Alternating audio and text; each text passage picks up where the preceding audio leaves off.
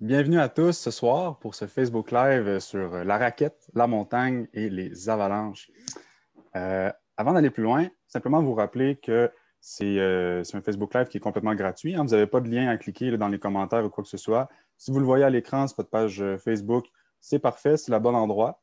Faites-vous pas rediriger ailleurs ou surtout ne donnez pas votre numéro de carte de crédit à n'importe qui. Cette vidéo-là qu'on fait ce soir, cette conférence live-là, va être offerte après ça sur la page de Rando Québec et d'Avalanche Québec, bien sûr. Donc, je me présente, Antoine Mignot, coordonnateur là, du programme de formation chez Rando Québec. Et puis, en fait, je me retrouve aussi souvent en raquette, en terrain alpin, en terrain qui est avalancheux. Et puis, on a eu une invitation de la part de Nicolas de chez Avalanche Québec dans le but là, de faire une courte introduction au monde des avalanches et de la raquette. Nicolas, est-ce que tu aimerais ça te présenter? Oui, bonsoir à tous. Moi, je suis technicien à Avalanche Québec depuis cette année. J'étais dans une ancienne vie météorologue et ensuite guide. J'ai fait de la raquette en hiver, bien sûr, aussi. Avalanche Québec est situé en Gaspésie, à Sainte-Anne-des-Monts, et puis sa mission, en fait, c'est d'informer, d'éduquer, de sensibiliser aux avalanches, aux dangers d'avalanche au Québec. Fait que c'est pour ça qu'on a jugé que c'était pertinent de faire une présentation sur les avalanches à des gens qui pratiquent la raquette au Québec, dont ceux qui sont abonnés à Rando Québec. Ben oui, c'est super pertinent. Merci beaucoup, Nico, de cette invitation-là. Chez Rando Québec, ben, on est là pour offrir un peu de la même façon que vous le faites aussi, hein, d'offrir des outils à nos gens pour sensibiliser là, à la pratique d'une façon qui est responsable, sécuritaire, agréable. Et puis, on retrouve là une foule d'informations sur notre site web, dans la revue, sur le blog. Puis on vous invite aussi à aller fouiller là-dedans pour trouver tout ce qui pourrait vous intéresser pour planifier, préparer votre sortie en montagne. Au menu ce soir, Nico, de quoi qu'on parle? Alors, voici la slide, Antoine. Ouais, donc ce soir, on va parler naturellement de la raquette en montagne. Hein, qu'est-ce que ça signifie? C'est quoi la raquette? C'est quoi la montagne? Alors, on va parler un petit peu du terrain avalancheux. Ça, Nico, je pense que ça va être toi qui va nous parler un peu plus de ça. C'est toi l'expert.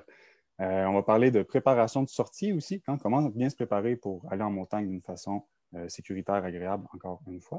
Et puis, bien sûr, on va parler d'éthique. Hein, comment préserver ce beau territoire-là, sa faune, sa flore. Puis, bien sûr, entre les utilisateurs aussi. Qu'est-ce qu'on fait pour que ce soit amusant en montagne? On peut. Ouais, super. Donc, la raquette, ça nous donne un accès à du territoire. Hein? Ça nous donne un accès à la montagne, ça nous donne accès à quelque chose qui est grandiose. Hein? Ça nous donne accès à des points de vue.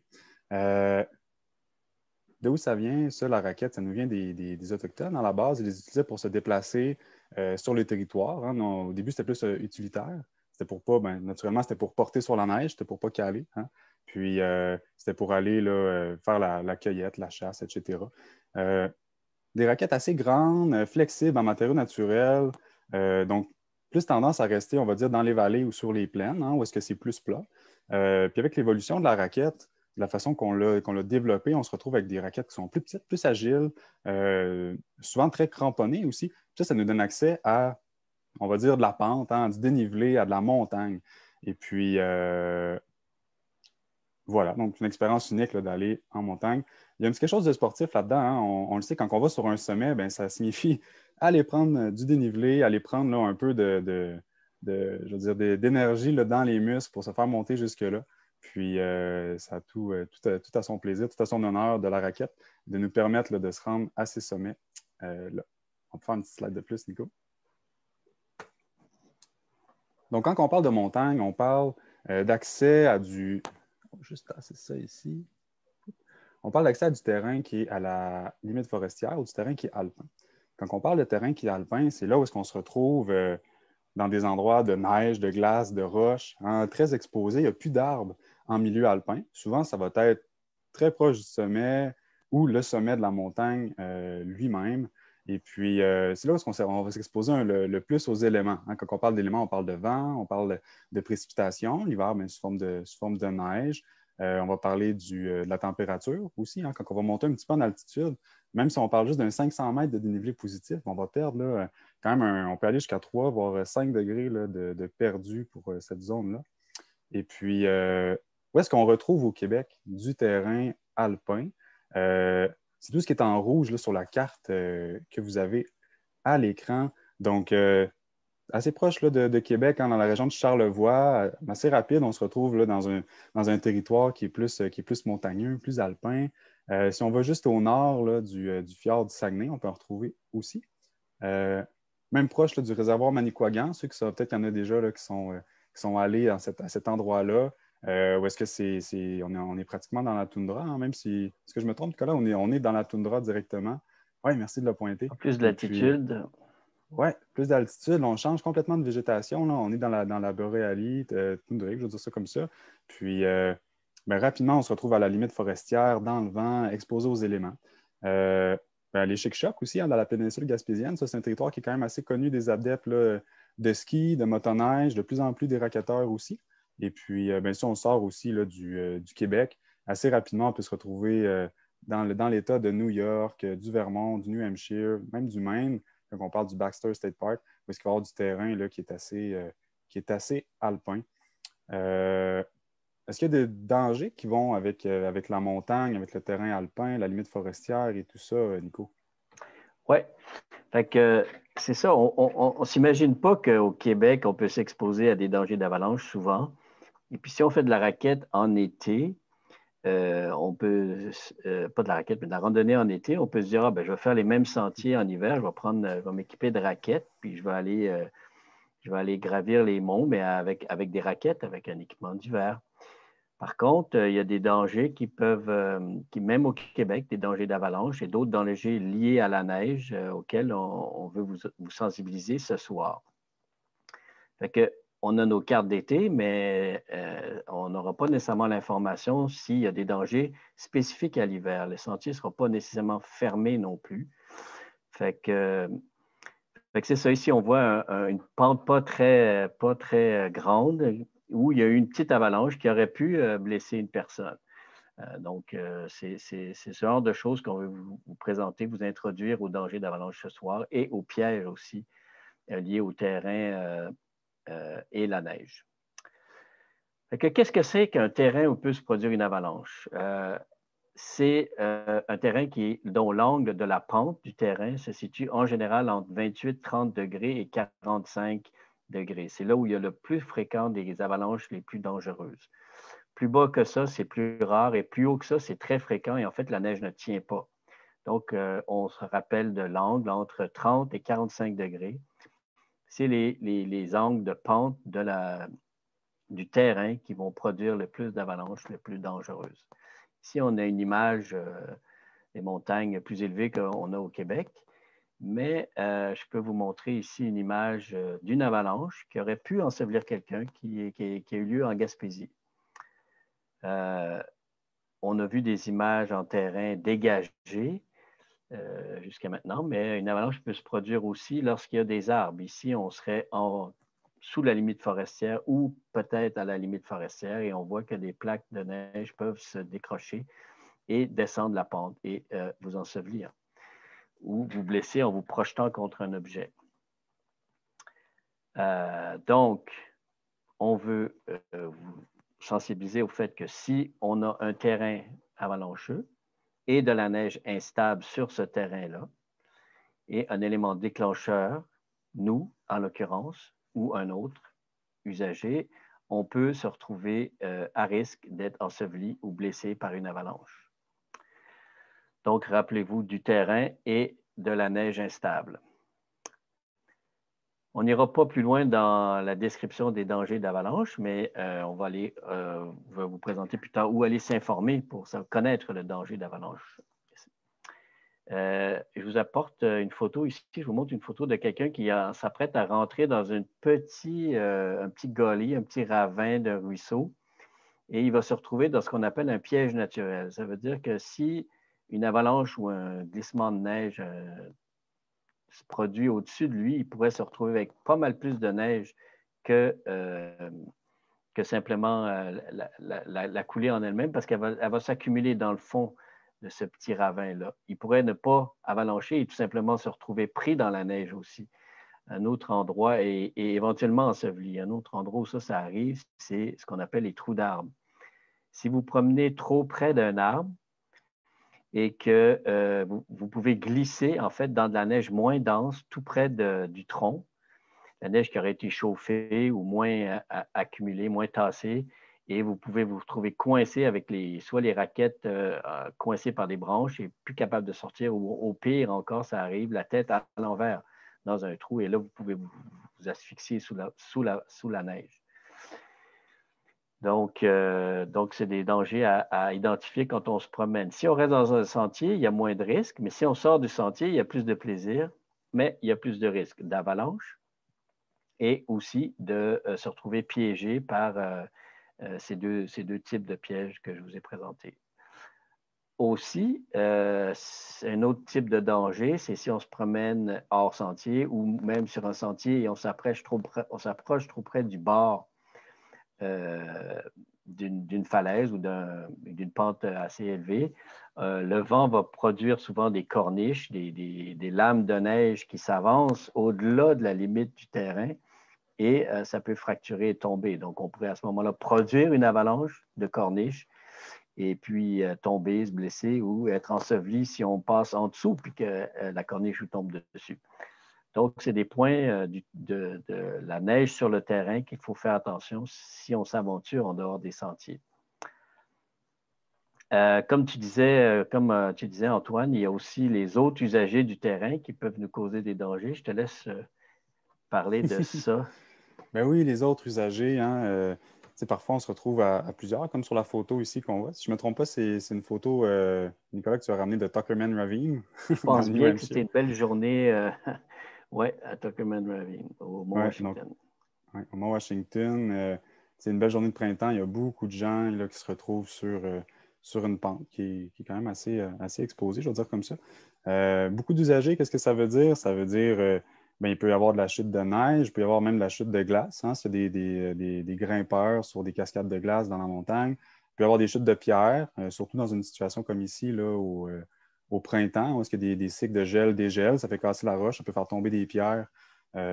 Sur nous. Il peut y avoir tout simplement aussi un autre usager qui va marcher sur une pierre, qui va la déloger de la neige, puis qui va la faire descendre la pente, là, la faire descendre la pente vers nous. Ça peut être dangereux. Il peut y avoir une perte d'équipement aussi d'un autre usager.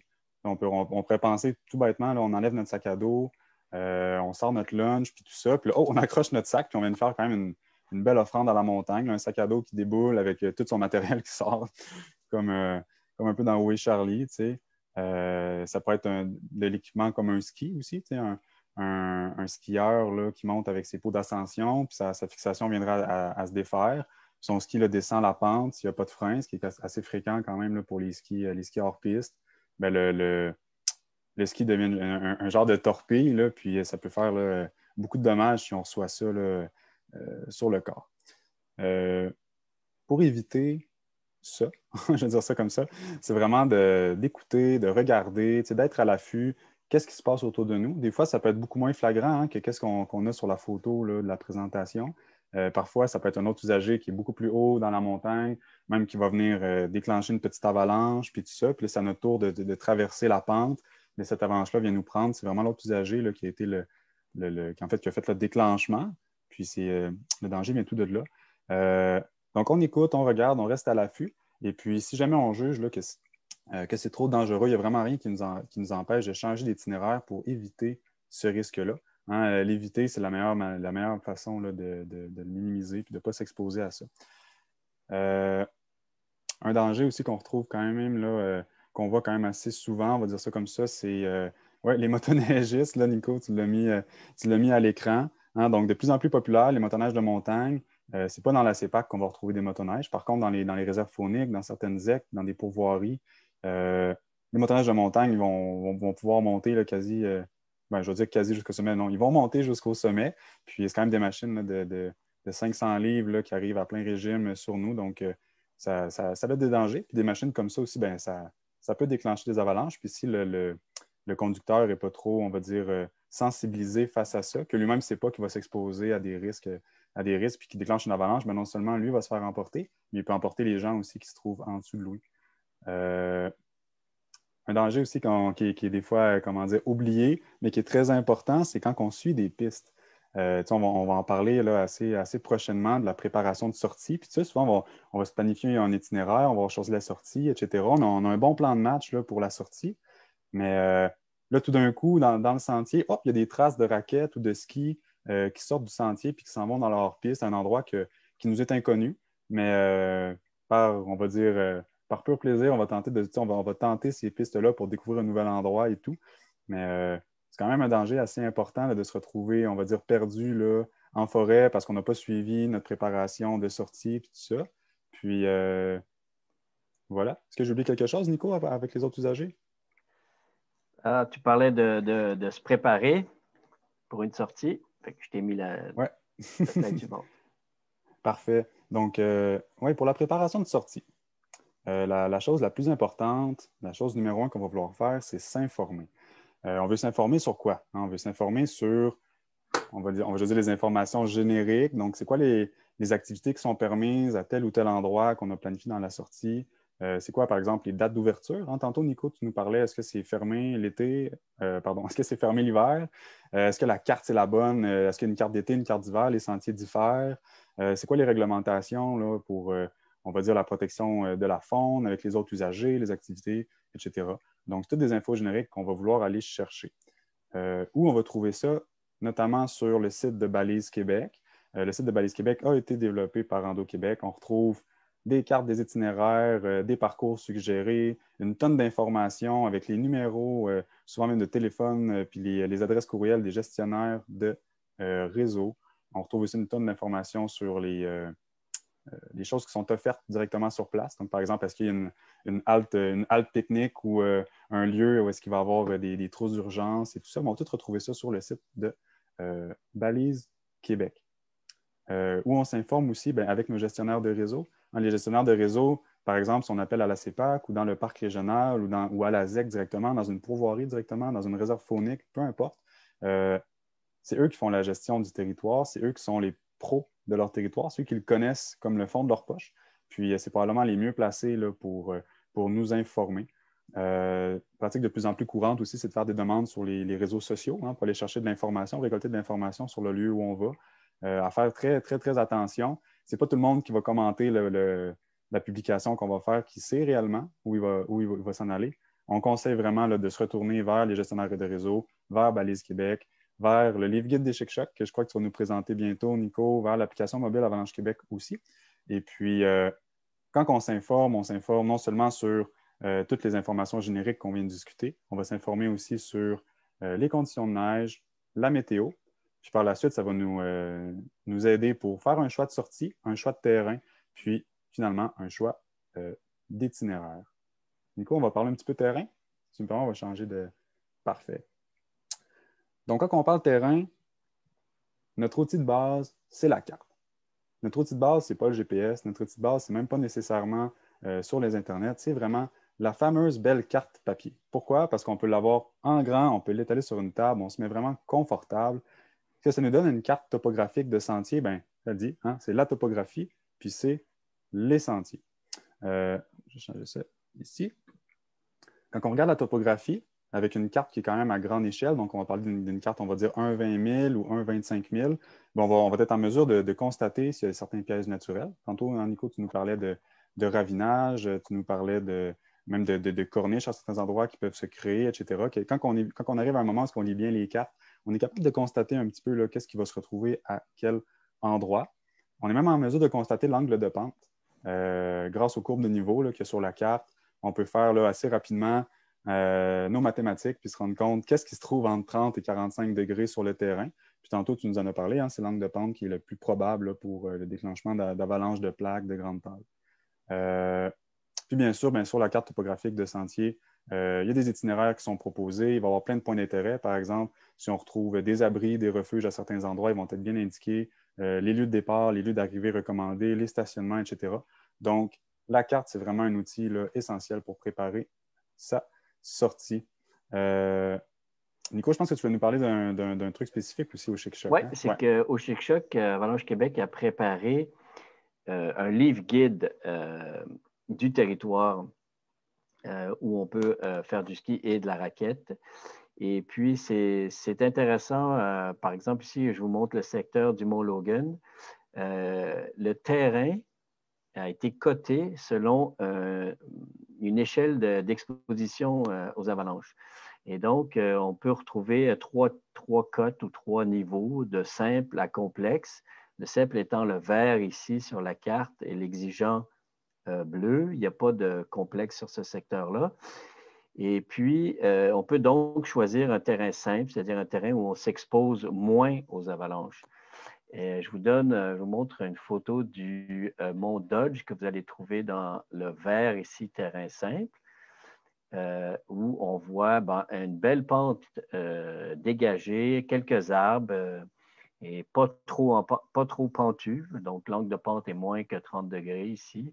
Et on peut descendre en raquette hors piste en étant relativement confiant si l'indice d'avalanche n'est pas trop élevé, qu'on se retrouve dans un endroit sécuritaire.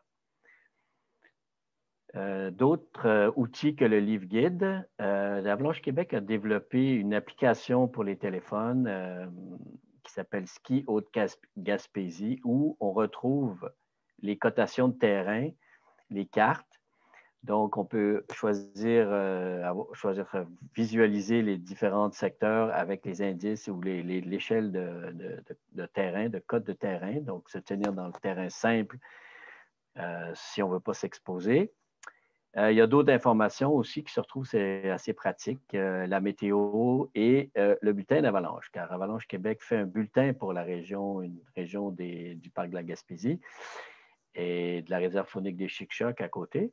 Donc, vous allez retrouver ces informations-là dans l'application. Avalanche Canada, par exemple, a aussi une application où il y aura des informations comme le bulletin d'avalanche, la météo, le terrain, mais pas les cotations encore, je crois. Donc, on se prépare, on a choisi notre terrain. Ensuite, on veut connaître la météo pour la journée qu'on a choisie. Environnement Canada, la prévision officielle d'Environnement Canada, c'est une bonne source d'information. C'est la source officielle au Canada. C'est sûr qu'il y a plein de sites où ils montrent les prévisions météo, mais celui-là, disons, c'est le site de base. Portez attention à de la chute de nouvelles neiges, des grands vents, du réchauffement ou de la pluie qui pourraient être signe de déstabilisation du manteau neigeux. On ne rentre pas dans les détails de qu'est-ce qui crée une avalanche ou qu'est-ce qui déstabilise, mais instinctivement, on sait que s'il y a plus de neige dans une courte période de temps, ça augmente le risque d'avalanche. Bon, effectivement, portez attention aussi aux avertissements. Environnement Canada émet des avertissements lorsque certains critères sont rencontrés et souvent, on va retrouver les grands vents, les grandes chutes de neige ou les pluies diluviennes dans les avertissements. Un site que je voulais vous montrer qui est intéressant aussi pour regarder les prévisions météo, c'est au lieu d'être des prévisions en mots, c'est une prévision sous forme de graphique pour des points qu'on sélectionne nous-mêmes. Donc, on peut après avoir choisi le terrain, aller voir en cliquant sur le terrain à l'endroit où on veut aller, la prévision. Ici, vous voyez une série temporelle en fonction des jours d'échéance de la prévision. Par exemple, la température en rouge en haut et plus bas ici, les accumulations de neige. On peut choisir son modèle de prévision, puis pour ceux qui mangent la météo, il y a de quoi bien manger dans ce site-là. Un autre site où il y a beaucoup d'informations qui est intéressant parce que la visualisation est très bien faite, puis la source d'information est très bonne aussi. C'est windy.com et amusez-vous là-dedans. Il y a beaucoup d'informations pour les amateurs de météo. OK, donc j'ai été voir le terrain, j'ai été voir la météo. Maintenant, si le terrain est couvert par un bulletin d'avalanche, je vais aller lire le bulletin avant de faire ma sortie. Voici le bulletin qu'Avalanche Québec produit. De quoi ça a l'air? Donc, on a un indice du danger d'avalanche pour différentes zones de la montagne. C'est découpé en 3, alpin, limite forestière et sous la limite forestière. Et l'Avalanche Québec va coter de 1 à 5 le risque ou l'indice de danger d'avalanche pour ces 3 zones-là. Ici, pour le cas que j'ai pris là, il y a faible sous la limite forestière et modéré au-dessus, soit la limite forestière et dans l'alpin. Ça monte ensuite à considérable, élevé et extrême. Donc, c'est les indices qui sont préparés par Avalanche Québec. Mont Washington prépare aussi un bulletin d'avalanche. Vous allez aux États-Unis, vous allez retrouver le même type les mêmes 5 indices de danger d'avalanche et les mêmes 3 zones sous la limite forestière. Et les autres, ils appellent ça lower, middle et upper elevation. Ça correspond à plus ou moins à la même chose et ils vont avoir un bulletin qui va couvrir une certaine zone aussi. Vous allez dans l'ouest, Avalanche Canada a des bulletins d'avalanche pour les parcs, les régions où on peut se promener dans les Rocheuses. Aux États-Unis, avalanche.org rassemble les informations de toutes les prévisions d'avalanche pour les États-Unis. D'autres chaînes de montagne, comme dans les Alpes, évidemment, il y a des bulletins d'avalanche, mais sachez que ce n'est pas partout qu'il y aura des bulletins d'avalanche. Par exemple, au Népal ou des endroits d'autres endroits dans le monde ne seront pas desservis par un service de prévision d'avalanche. Donc, après avoir regardé toutes ces informations-là, je suis prêt à partir. Il faut que je sois bien équipé. Antoine, peux-tu décrire un peu qu'est-ce que vous recommandez comme équipement? Donc, équipement de base là, pour aller en montagne, qu'on va traîner dans le sac à dos, bien, une sélection, ça fait partie de notre préparation, hein, la sélection des équipements. Qu'est-ce qui est important en montagne? C'est, première chose, un appareil de communication. Hein. Trop souvent, on l'oublie.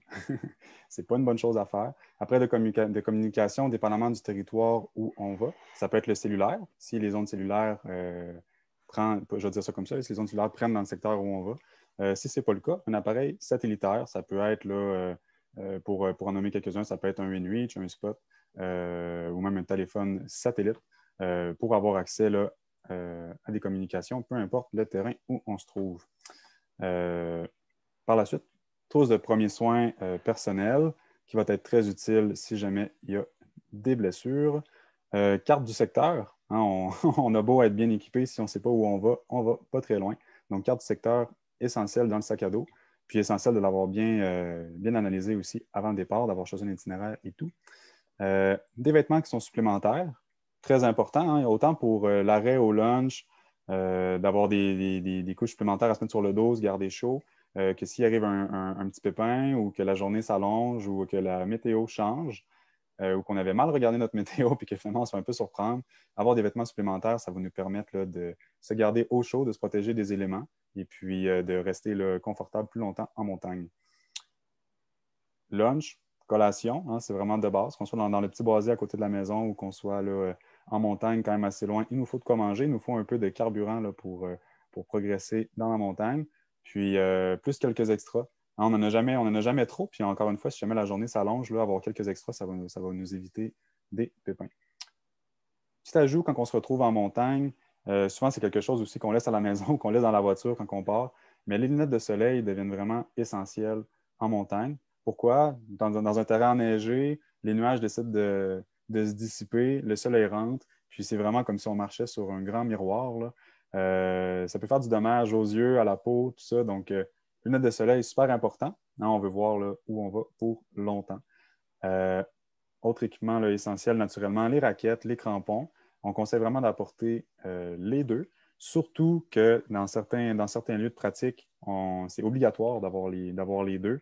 Et puis, on utilise les crampons à ce moment-là quand la neige est durcie. Puis, dès que la neige là, se ramollit un petit peu ou qu'il y a moins d'usagers qui ont passé avant nous ou qu'on est dans une nouvelle bordée de neige ou peu importe quoi, bien, on met les raquettes, hein, ça protège le sentier. Et puis, c'est plus facile aussi pour nous, c'est plus agréable. Une bonne raquette de montagne, ça va nous permettre plus de rigidité, plus d'accroche, donc aller au sommet aussi un peu plus facilement. Même chose pour les crampons, des bonnes chaînes ou même un petit crampon là, de marche sur glacier, un petit crampon d'alpinisme. Si jamais on a des objectifs un peu plus pentus, je veux dire ça comme ça, peuvent être là, très, très adéquats quand on se retrouve en montagne, dans du terrain un peu plus exposé. Ça, c'est tout le matériel qu'on a, on va dire, de base en montagne. Quand on se retrouve dans un terrain avalancheux, Nico, qu'est-ce qu'on apporte de plus? Alors, merci Antoine. Oui, c'est ça. Donc, le matériel qu'on appelle de sécurité en avalanche se compose de 3 éléments.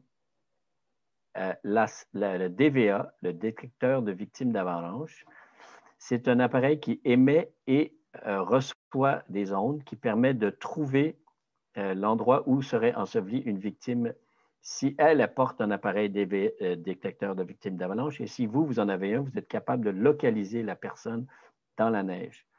Ensuite, une sonde qui vous permet de trouver vraiment où est la personne en la touchant avec la sonde, en sondant la neige. Et finalement, une pelle pour être capable de dégager la personne. Parce qu'en dessous de la neige, on ne peut pas bouger en dessous d'une avalanche. La neige est tellement compactée lorsqu'elle s'arrête de couler que la personne qui est prise en dessous ne peut pas bouger et éventuellement, elle risque de suffoquer, d'étouffer par manque d'air.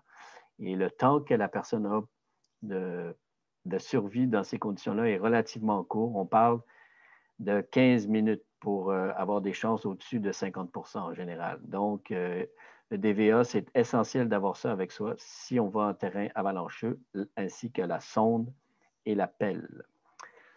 Mais non seulement il faut les avoir, mais il faut être capable de les utiliser, de savoir comprendre comment ils fonctionnent, comprendre comment les utiliser et de se pratiquer. Donc, ça devient pas juste important de l'avoir, mais de savoir comment faire pour aider quelqu'un qui serait pris dans notre groupe sous une avalanche. Fait que pour ça, il faut s'éduquer. Vous avez accès à des tutoriels sur le web. Ici, je vous en donne qui est fait par Avalanche Canada en français.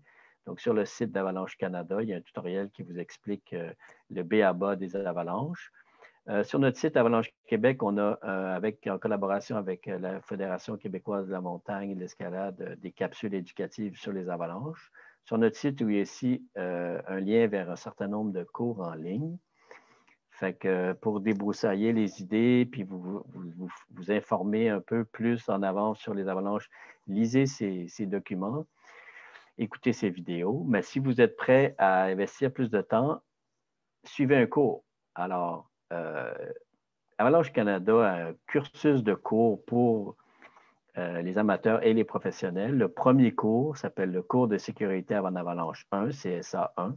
C'est un cours de 2 jours avec la théorie. Donc, on va bien plus en profondeur que ce qu'on a présenté ce soir et la moitié-moitié avec de la pratique. Donc, on apprend à utiliser notre équipement de sécurité en avalanche. On a fait des pratiques avec le détecteur de victimes d'avalanche. On fait des pratiques de pelletage, de sondage pour être capable de bien l'utiliser le cas échéant. Avalanche Québec ne donne pas vraiment des cours systématiquement. Par contre, on a une liste de tous les fournisseurs avec un calendrier de toutes les compagnies qui offrent des cours. Et dans toutes les régions du Québec, vous allez pouvoir trouver un cours de CSA 1 ou certains cours plus avancés aussi. Donc, Antoine, j'ai terminé ma section. Je te passe ouais, super intéressant. la balle.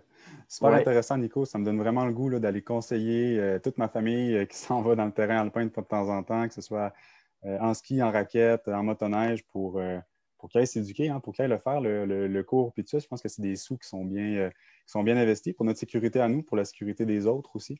Puis, super intéressant. Merci, Nico, pour nous avoir parlé là, des avalanches, du terrain de la montagne, puis tout ça. Ça paraît être un pro. Quand on parle de montagne, on parle aussi d'un territoire qui est quand même assez fragile. Hein? On parle d'un territoire qui est beaucoup plus exposé, rayons, vent, intempéries, tout ça. Puis la nature en montagne, en terrain alpin, elle est, comment dire, très adaptée, première chose, mais très robuste aussi, deuxième chose, mais elle n'est pas adaptée à une grosse raquette qui vient l'écraser trop souvent.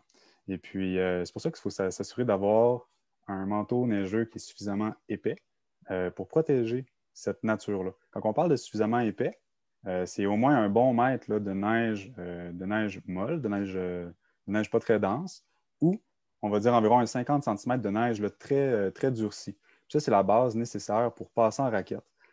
pour ne pas aller tout écraser ces belles petites fleurs-là là, qui sont en dessous. Ceux-là, c'est vraiment des fleurs, là, des petites fleurs alpines, hein, sont super adaptées à ces conditions-là. Ils poussent dans la roche. On voit que ça va quand même assez aride. Là. Celle-là, c'est une photo que j'ai ramenée là, du sommet là, au mont Albert. Quand il y a un sentier, bon, on marche dans le sentier. Donc, c'est assez simple. Souvent, on va retrouver une série de cairns à suivre, surtout quand on se retrouve là, aux États-Unis. Quand il n'y a pas de sentier qui est identifié, ben c'est ça, c'est vraiment comme on le disait, hein, c'est beaucoup de neige, c'est ce qu'il faut pour pouvoir passer sans briser la flore qui est en dessous. Tantôt, on en parlait aussi, il y a certains gestionnaires là, qui obligent d'avoir des raquettes avec soi. Ça signifie que si le sentier est très dur ou si quand on arrive dans l'alpin, c'est suffisamment dur, puis tout ça, puis on peut marcher juste avec les crampons, c'est parfait. Mais les raquettes sont quand même obligatoirement là, attachées sur le sac à dos. Puis, par exemple, dans les Adirondacks, hein, dans l'État de New York, on est passible d'amende quand même assez sévère. Si un Rangers nous croise, là, pas de raquettes attachées sur le sac à dos ou nos raquettes qui ne sont pas dans les pieds. Donc, vraiment, c'est important d'apporter les crampons et les raquettes. On souhaite vraiment préserver là, ce qui se trouve en dessous. Il y a aussi la faune qui peut être affectée là, par nous, hein, par les usagers. On en parle beaucoup là, ces temps-ci en Gaspésie avec le caribou forestier. Hein, il y a certains secteurs là, qui sont rendus fermés à cause de ça, certains secteurs qui sont restreints ou des secteurs même qui changent, des secteurs qui étaient accessibles avant qui ne le sont plus, puis d'autres qui n'étaient pas accessibles qui maintenant sont rendus accessibles. La faune en montagne, c'est fragile. On ne veut pas les déranger. Si jamais hein, on est à l'écoute, on essaie d'avoir un visuel, on regarde est-ce qu'il y a des traces, est-ce qu'il y a des traces non seulement d'animaux, ça peut être des traces d'excréments aussi, ça peut être des traces, par exemple, un caribou qui se couche à une certaine place, c'est assez visible. Hein. On voit vraiment un gros trou là, glacé dans la neige. Si ces indices-là sont présents, ben, on change d'itinéraire. Ou du moins on fait là, le tour de ces animaux-là. Ils ont quand même une réserve d'énergie qui est pas très grande. Puis notre passage, leur faire peur, les faire courir, ça les met en péril. La photo qu'on voit ici, c'est un caribou là, forestier. Lui, il a été quand même assez chanceux, hein, malgré le fait qu'on voit qu'il y a un peu de poils autour puis tout ça. Il était quand même assez chanceux. Il a perdu ses dents. Ses dents, ils ont moisi. Ça signifie que lui, il est mort vraiment de vieillesse, là, à force de manger des cailloux, puis tout ça, bon, ça brise les dents. Puis à un moment donné, là, les dents, il est plus capable de manger. Fait que là, il se retrouve à l'arrêt, puis il décède. Donc, dans ce cas-là, c'est un bon cas, mais on peut retrouver aussi des cas avec des squelettes, par exemple, des dents qui sont complètement saines. Mais ça, c'est vraiment soit des prédateurs ou encore nous qui ont passé, qui nous ont fait peur, puis ont manqué d'énergie durant l'hiver, sont décédés. Puis ça, c'est vraiment quelque chose qu'on ne veut pas pour des espèces en péril comme eux. C'est important de suivre les réglementations. Et puis, voilà. Autrement, il y a l'éthique aussi entre les utilisateurs qui est assez importante. Quand on parle entre les utilisateurs, souvent, quelque chose qu'on va voir là, beaucoup sur les réseaux sociaux en ce moment, c'est le fameux débat ski versus raquette. Hein? Les raquetteurs n'aiment pas nécessairement les skieurs, puis les skieurs n'aiment pas nécessairement les raquetteurs. Oh, on brise les traces des autres. Oh, on accède à du terrain qu'on ne devrait pas accéder, tout ça. La réalité, c'est que s'il n'y a pas de réglementation ou il n'y a pas de gestionnaire de sentier qui nous dit tel secteur, c'est uniquement les skieurs et tel secteur, uniquement les raquetteurs, la réalité, c'est qu'il faut être courtois puis que le terrain, il est offert à tous. Peu importe la discipline, c'est vraiment important de se respecter. En étant en montagne, au final, la finalité de tout ça, c'est la même, hein, c'est d'avoir accès à un territoire qui est grandiose, c'est d'avoir accès à quelque chose qui est beau, quelque chose qui est naturel. Et puis, qu'on soit raquetteur ou skieur, c'est vraiment le partage des sentiers, puis le respect, la courtoisie entre tous les utilisateurs là, qui est le plus important. Rappelez-vous-en, on est dehors parce qu'on veut s'amuser d'une façon agréable, d'une façon sécuritaire. On a eu beaucoup de photos qui nous ont été gracieusement offertes. Merci pour tout ça. Merci, Nico, de l'invitation que tu nous as fait ce soir. C'est vraiment très, très apprécié. Je pense que ça va sensibiliser plusieurs là, personnes en raquette, peut-être qui ne savaient même pas que du terrain avalancheux, ça existait au Québec. Et puis, je ne sais pas à la technique s'il y avait des questions qui avaient été rapportées pour nous aussi, des choses comme ça. Oui, salut. Allez, Laurie. Donc, non, il n'y a pas de questions dans le chat. Tout était bien clair et bien expliqué. Donc, voilà. Bon, Ah, ben, Merci, Laurier. Merci, Antoine. Ça m'a fait plaisir de présenter un peu le domaine des avalanches aux abonnés à Rando Québec et puis en espérant vous voir en Gaspésie. Bonne randonnée. Merci beaucoup, Nicolas. Nous, on va se croiser sur le sentier, j'ai l'impression, très prochainement. On randonne prudemment, on a le sourire, on s'amuse dehors et puis à très bientôt. Ah ben j'espère. Salut bien.